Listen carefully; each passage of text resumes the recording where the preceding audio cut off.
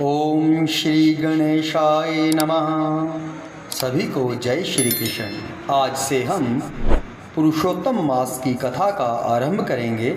आशा है सभी कथा का ध्यान पूर्वक श्रवण करेंगे। एक समय की बात है, बहुत से ऋषि मुनिजन नैमिषारण्य तीर्थ में जाकर यज्ञ करने में तत्पर थे।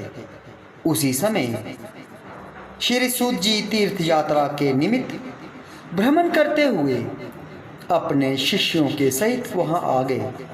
मुनियों को देखकर नमस्कार कर आनंद मगन हो गए। वल्कल वस्त्र पहने, प्रसन्न मुख, चेहरे पर कांति, परमार्थ में निपुण, चंदन से शोभायमान, तुलसी की माला तथा जटाओं का मुकुट धारण किए हुए महाशरणम इस अद्भुत मंत्र को जपते हुए सूत जी को देखकर नैमिषारण्य के महर्षि लोग उठकर खड़े हो गए। मुनियों ने हाथ जोड़कर कहा कि हे सूत जी, हम सब लोगों को भगवान की अद्भुत कथाओं को सुनने की इच्छा है। तब सूत जी ने प्रसन्न होकर ऋषियों के आगे हाथ जोड़कर नमस्कार किया। ऋषि कहने लगे कि हे सूत जी, हमने आपके लिए सुंदर आसन बनाया है, आप इस पर बैठिए। आप बड़े भाग्यवान हैं। आपने गुरु की कृपा से भागवत के रहस्यों का वर्णन करने की शक्ति प्राप्त की है।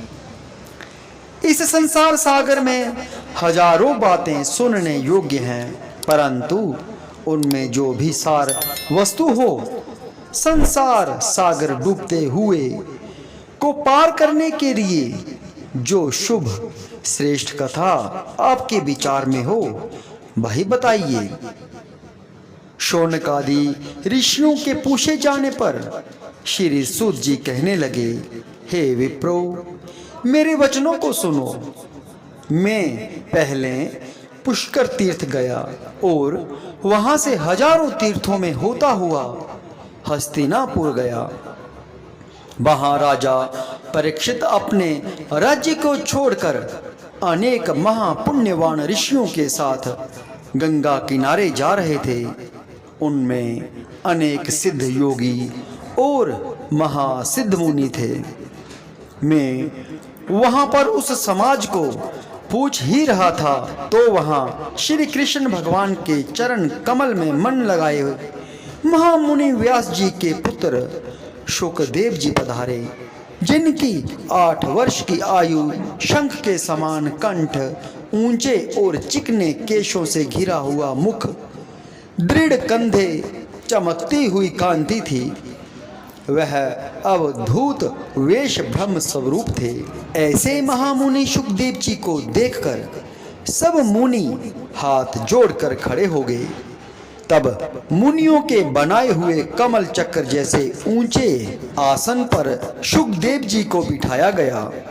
उस आसन पर बैठे हुए ज्ञान समुद्र के चंद्रमा शुकदेव जी ऋषियों की पूजा को ग्रहण कर ऐसे शोभायमान हुए जैसे तारागण में चंद्रमा शोभायमान होता है।